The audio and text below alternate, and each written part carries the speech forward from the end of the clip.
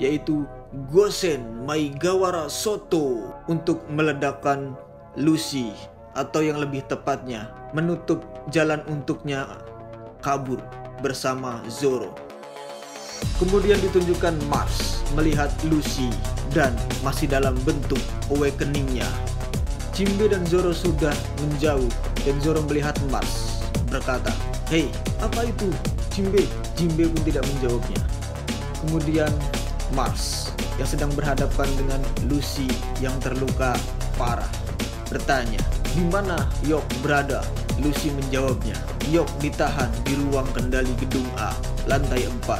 Lucy lalu berkata, "Dua orang yang baru saja melarikan diri dari sini adalah Roronoa Zoro dan Jinbe. Sisanya adalah 5 anggota kru topi jerami dan 2 Vegapunk yang berada di pintu keluar belakang. Labo Fase bersiap untuk melarikan diri juga. Di bawah laboratoriumnya adalah 85 agen Superpool dan 4 Sarafin."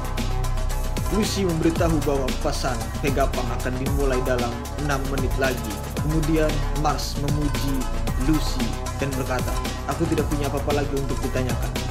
Lucy, jaga rekanku yang terluka ada di sana. Tolong selamatkan nyawanya." Mars pun menjawabnya, "Itu akan sulit, tidak menginjak serangga yang seharusnya diinjak." Dengan tatapan yang sinis, Mars pun pergi meninggalkan Lucy.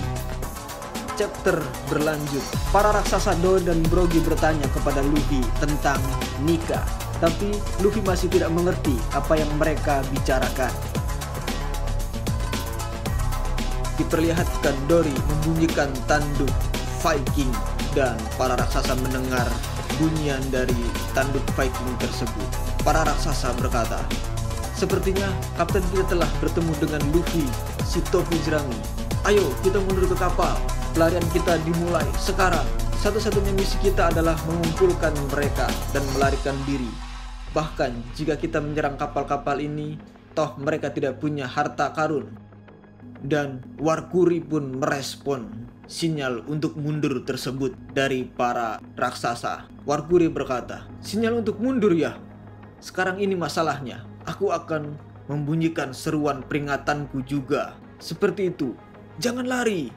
Kemudian Warkuri mengeluarkan seruan keras yang dilengkapi dengan haki yang sangat kuat, seperti yang dilakukan Big Mom Tea Party sebelumnya. Raungan itu membuat mata, bekas luka di dada, topi, sandal, bahkan ujung celana pendek Luffy yang tergulung terlepas dari tubuhnya. Dan Brogy pun membuat wajah yang sangat terkejut melihat penampakan Luffy. Raungan Warkuri meluas ke seluruh bagian luar pulau, mencapai laut kapal perang. Beberapa marinir pingsan. Brogy bertanya kepada Luffy, apakah dia baik-baik saja? Dory berkomentar bahwa dia memiliki tubuh yang lucu. Dan kemudian Luffy kembali ke wujud normal, gear 5-nya. Mata bekas luka dan pakainya kembali ke tubuhnya. Dory, warna raungan haki sang penakluk, siapa orang ini? Brogy, sepertinya dia salah satu rekan pemerintah dunia yang sombong. Kemudian Warkuri berlari dan menyerang mereka. Beruntung, Dory dan Brogy memblokir kedua taring pedang Warkuri dengan perisainya. Dan Warkuri pun terpental, jatuh. Warkuri berkata, kalian makhluk yang sangat ditakdirkan. Tahukah kalian siapa yang kalian lindungi?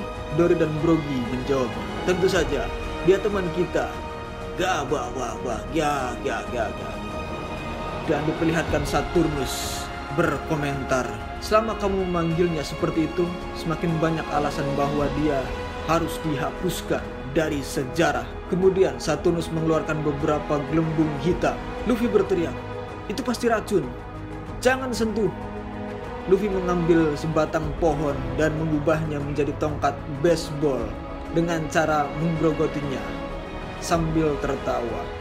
Ya. Kemudian Luffy melukis tongkat pemukulnya dan ada nomor 56. Dan dia memukul gelembung racun kembali ke arah Gorosei Saturnus. Luffy, ya, racunmu bisa diambil kembali.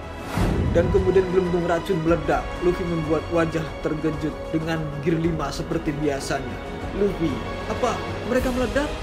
Raksasa, Kapten, api akan menghalangi hutan. Dory, baiklah, ayo berangkat. Brogy, sepertinya mereka meledak. Luffy, ayo cepat, lagi pula orang-orang itu abadi. Dory, lari. Apa maksudmu? Mereka abadi? Luffy menjawabnya, aku tidak tahu. Apapun yang akan kau lakukan pada mereka, mereka akan pulih. Brogy, belum pernah dengar ada kemampuan atau ras yang bisa melakukan itu. Kemudian kita ditunjukkan Nami dan Jinbe. Nami, percepat Jinbe, Zoro.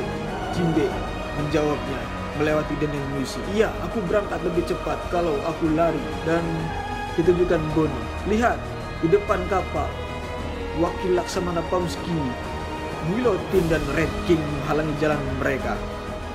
Dan mereka berkata, kami tidak akan membiarkanmu naik kapal ini, Jawalry Donnie. Kemudian kita kembali ditunjukkan Mars yang berada di labo fase.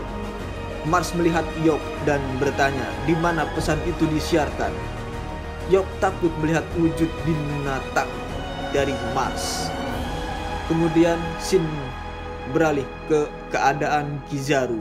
Marinir berkata, tolong biarkan aku melihat dan mengobati lukamu, Kizaru-san. Kizaru menjawabnya, memang aku terluka parah. Marinir, kalau begitu ayo kita obati segera. Kizaru, biarkan aku istirahat. Dan kemudian Marinir melaporkan sesuatu yang jauh lebih besar daripada raksasa telah muncul di dalam pulau. Ini adalah angkatan laut di barat laut Egghead. Sepertinya api tidak mengenainya. Sepertinya makhluk raksasa di tengah api sedang mengerang sesuatu.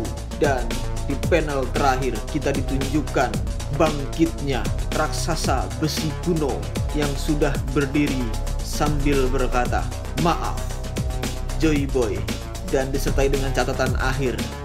Apa alasan dibalik permintaan maaf tersebut?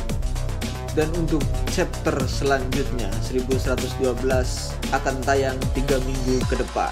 Dan berikut adalah pesan dari Oda Sensei selama libur. Oke, sekian episode kali ini. Semoga kalian terhibur dan jangan lupa berikan komentar terbaik kalian dan juga like-nya. Terima kasih. Salam Nobar